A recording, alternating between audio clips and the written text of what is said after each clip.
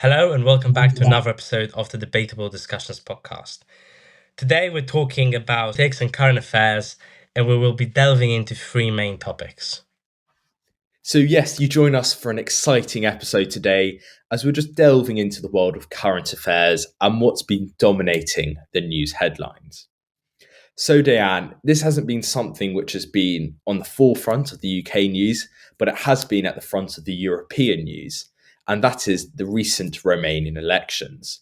So, can you give our listeners a little insight, but also analysis into the recent Romanian elections? So huge election yesterday, the second round of presidential election after the first 2 weeks ago. So the main two candidates are sort of skeptic individual, very conservative, very traditionalist, nationalist.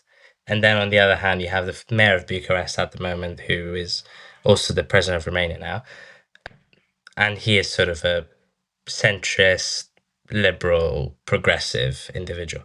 So in the first round of the election 2 weeks ago, we had this far-right candidate win 40% of the vote.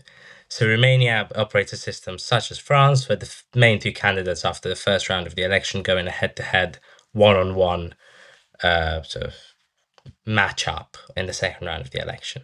First round of the election, the far-right candidate managed to gather about 41% of the vote, around 4 million votes, making him clearly the favorite to win yesterday. The mayor of Bucharest, on the other hand, only managed to get about 2 million votes, setting him at 20%, 21%. With the candidate of the sort of governing coalition placing third, about 100,000 votes difference, so about 1%. Now, why is this important? Well, the last election, there was a sort of 10 million voting turnout. Okay, yeah. It's really important to say that's about sort of 52, 53%. And this election yesterday, we had about 11.5, 12 million voting turnout. Oh, wow. Something huge. So about 62, 63% of the population voted. There was a sort of en masse mobilization of people, and people got out and voted. And yesterday, the results show the far right candidate got 4.5 million votes. So more or less, he peaked in the first round of the election, and then the other candidate, Mr. Nico Jordan, who's also the president of Romania now, managed to gather about 5.5 million votes. So why is this important? Well, a couple of things. Number one, it does show a bit of the, I don't want to say decline of the right, but it does say a bit about the decline of the right. I don't think it's as prominent as it was sort of a year ago. I think people have gotten disillusioned with it a little bit. We can see in Romania, we can see this in Canada as well, Australia as well.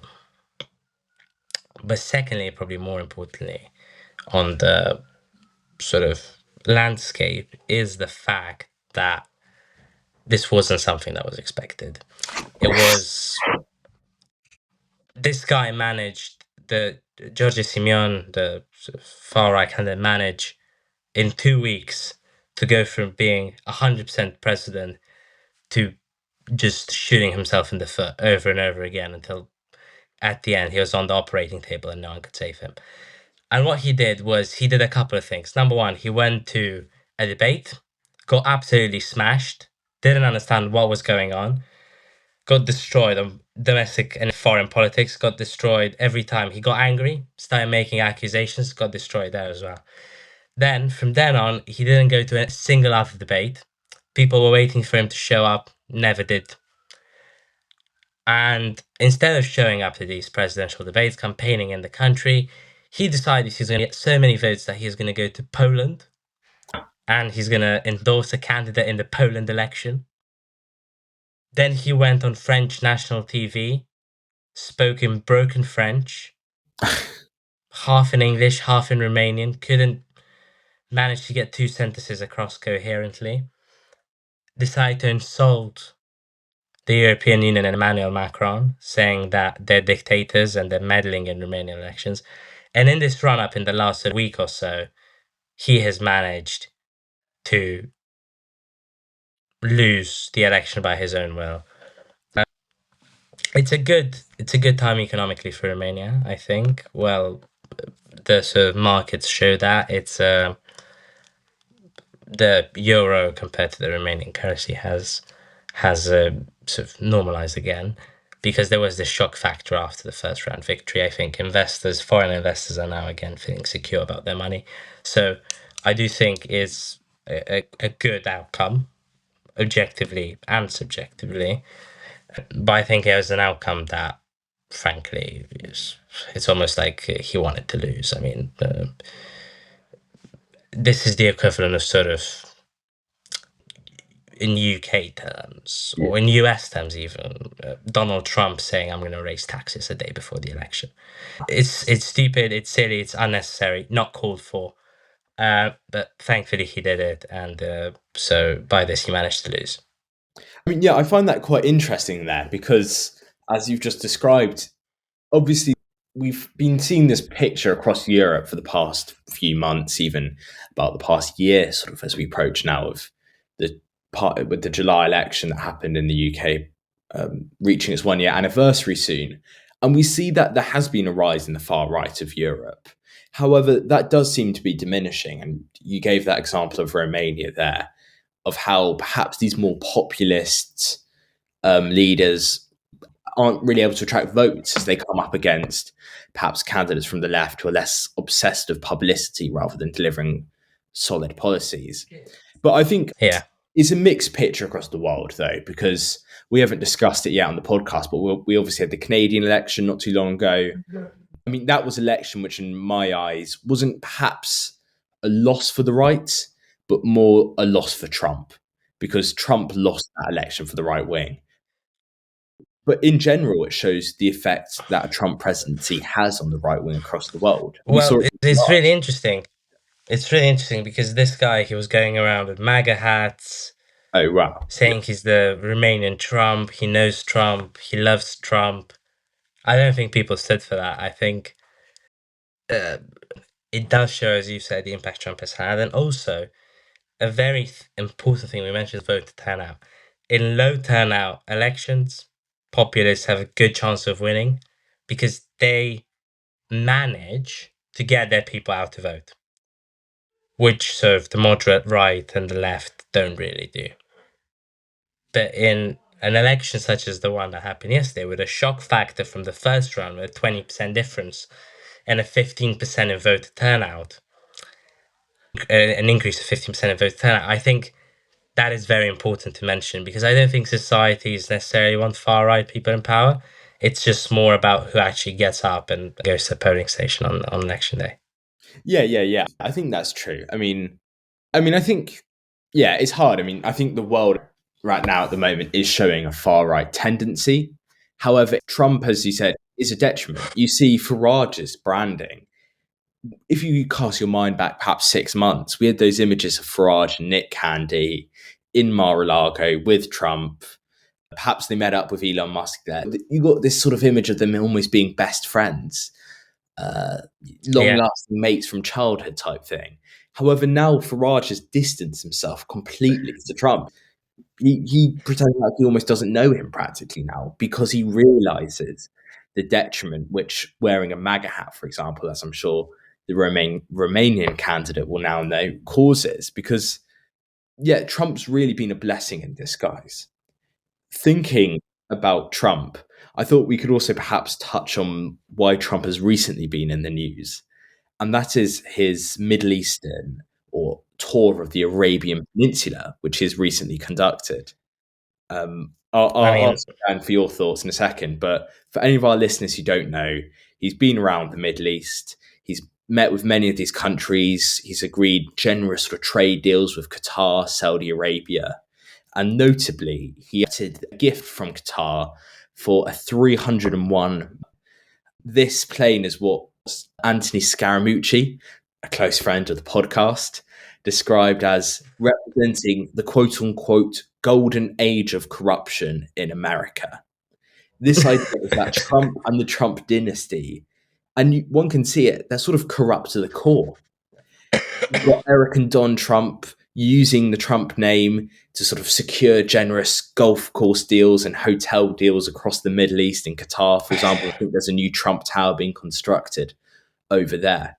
So these ideas, whether you like Trump or not, of basically what you'd call corruption are coming to light. What do you think about this, Diane? I mean, I do think it's a bit outrageous, to be honest, especially as someone coming from a sort of Eastern European country. Um, the sort of remnants of government corruptions are also quite apparent in most of the Eastern Bloc. You know, don't have to look very far. I'm not going to name countries, but you don't have to look very far to figure out who's very corrupt and who isn't. But it is absolutely outrageous that they are doing what they are doing at the moment. I mean, this plane is absolutely unnecessary. Trump was saying that a plane is 20 years old. That is a very normal age for a plane. Planes are usually quite old. You know, they're not cars. You don't need to switch them every 5-10 years. They can go on for 20, 30, 40 years even. And planes such as the Air Force One, especially, It's a nice plane. I just don't see. It's a nice plane. It's a really nice plane. I just don't see why, in order to get a new presidential plane, you need to go and get one from Qatar. And also, even so, it's caused lots of doubts, obviously, because of Qatar's links to Hamas. Qatar's backed Hamas, which is quite contradictory for America, seeming that they're backing Israel in this conflict. So, this sort of corruption, if you call it, it raises so many questions. And also, I'll Yeah, add in I there as think well. Oh,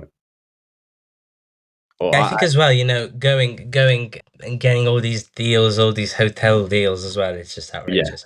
I don't think any sitting president's family should be using sort of diplomatic ties and diplomatic trips, you know, to secure hotel deals.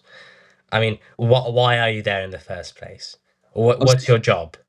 that's an interesting point you made there because I don't know exactly what the sort of economic or financial term for this is, but typically, sitting US president will put basically all of their assets into a trust or a fund.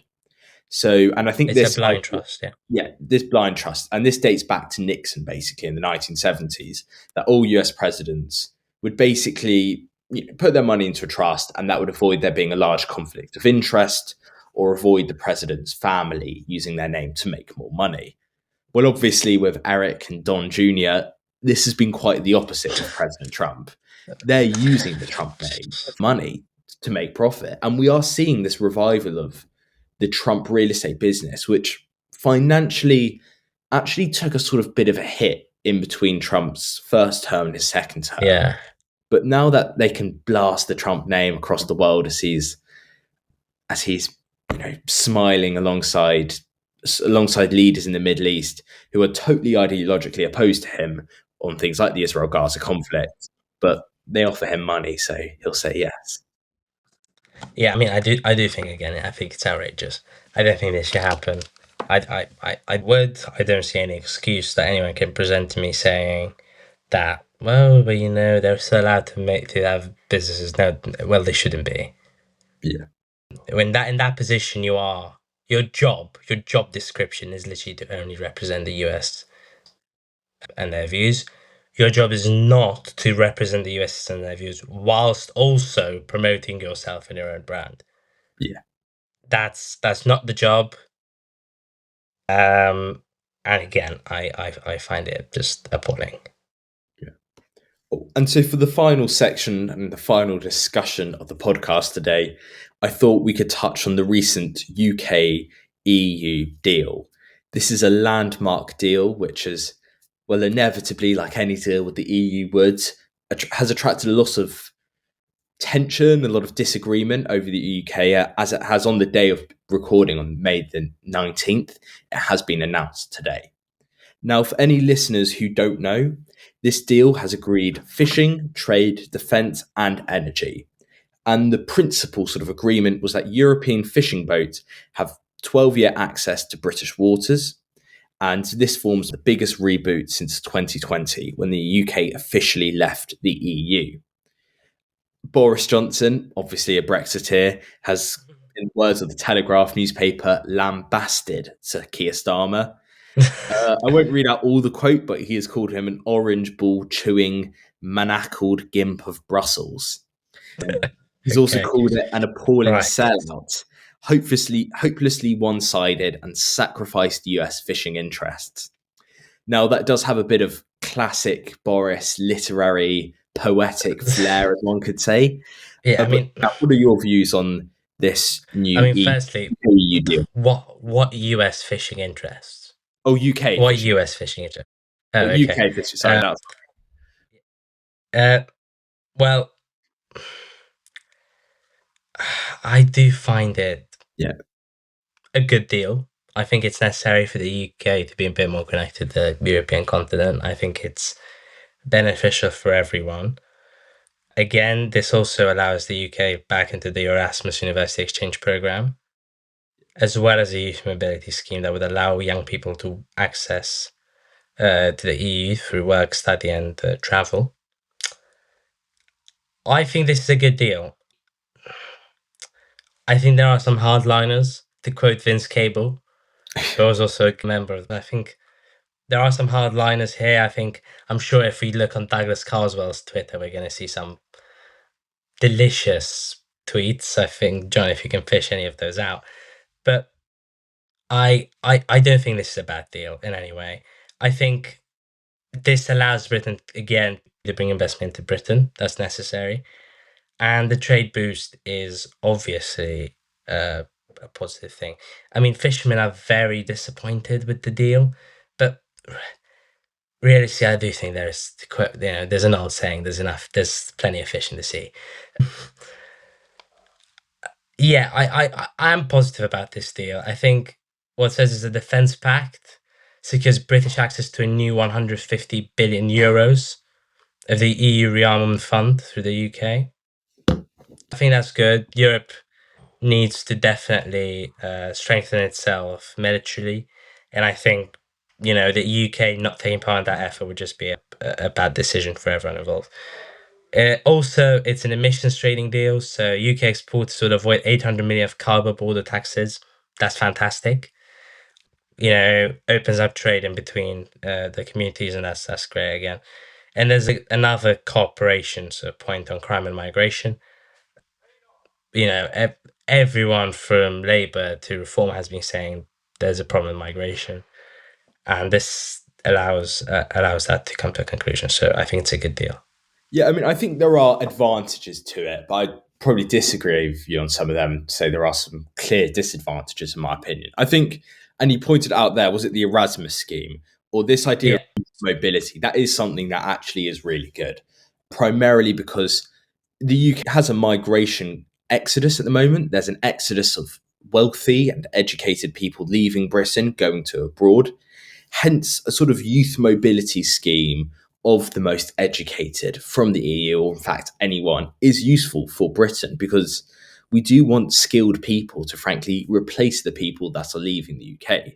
So I think that is very good.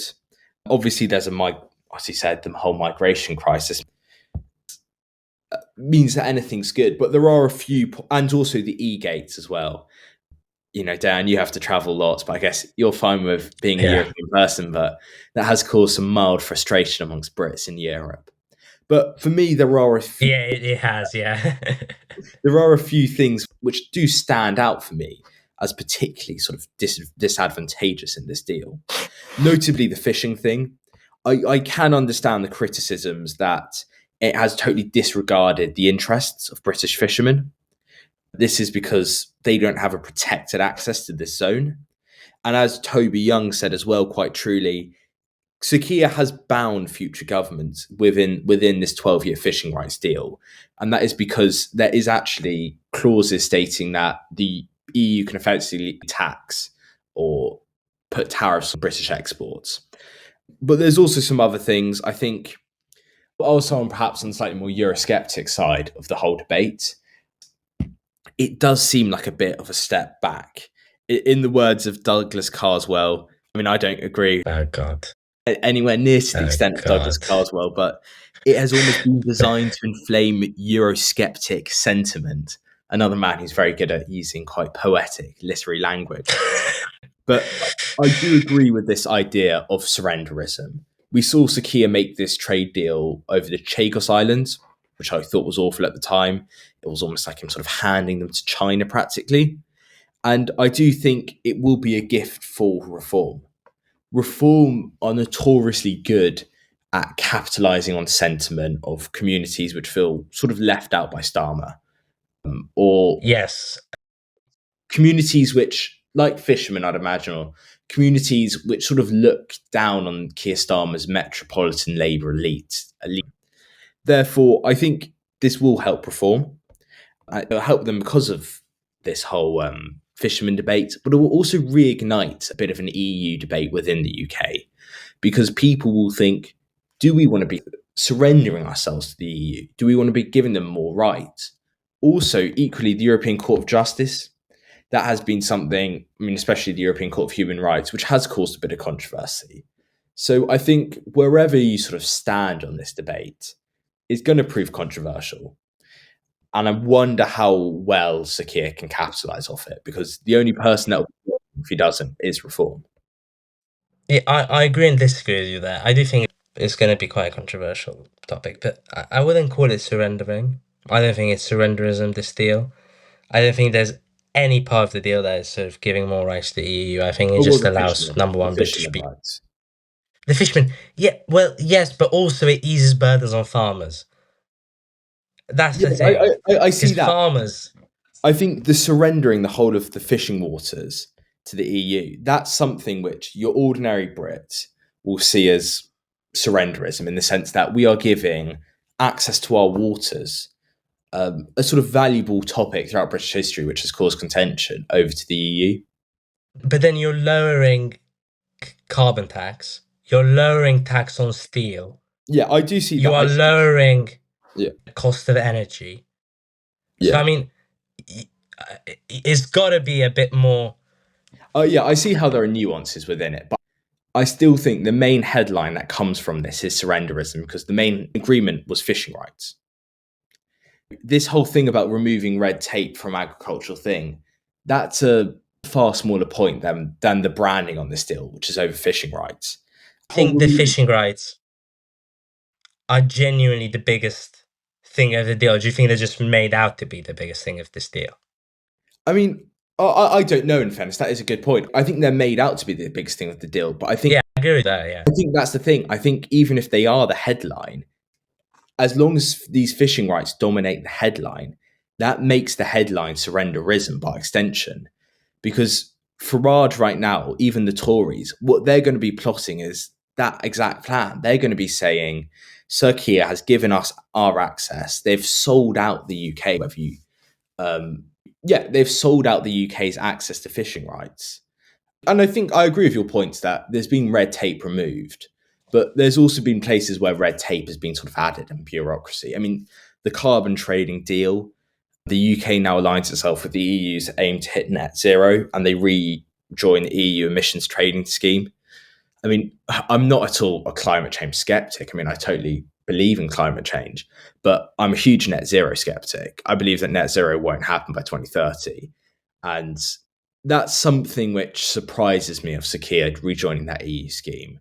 It's purely because I believe net zero by 2030 or 2040 definitely is not really possible without significant economic detriment to the UK. So I think I think it's a mixed bag, honestly. But I think the headline from this will be surrenderism, simply because the people who dominate the media, they want a story. Fishing rights provides that story, and thus yeah. the form will capitalise off. I do think that also, if you do think about it, I think the UK is caught between Europe and the US at the moment. Yeah, And yeah, choice has to be made.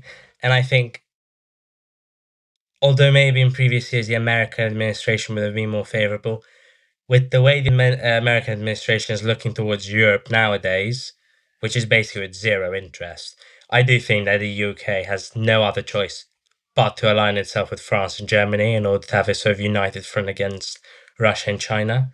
Otherwise, I don't see the European economy and just, you know, this sort of, yeah, I mean, mainly the economy, but also the sort of European ideology when it comes to politics surviving for much longer. I think Trump doesn't care.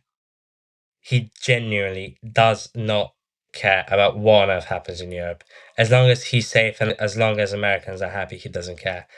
And I think still trying to figure out a deal with the US in this scenario is foolish. I mean, it's like running after honey, but then you forget there's a billion bees. You know? Yeah. I mean, yeah, I think that's a good point, but I'd make it even more nuanced. The UK's got to strike a delicate balance between the US and the EU. And as we're doing, we've got to be friends with both, frankly. Because one thing which has shocked the world is that Trump doesn't care about the EU, but he cares about the UK to an extent. I mean, we're the countries that has gotten off the best out of this trade deal with him.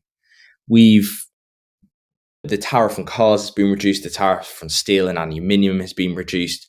And we're currently the country that's actually done the best in the world when one looks at Trump's tariffs. However, Yes.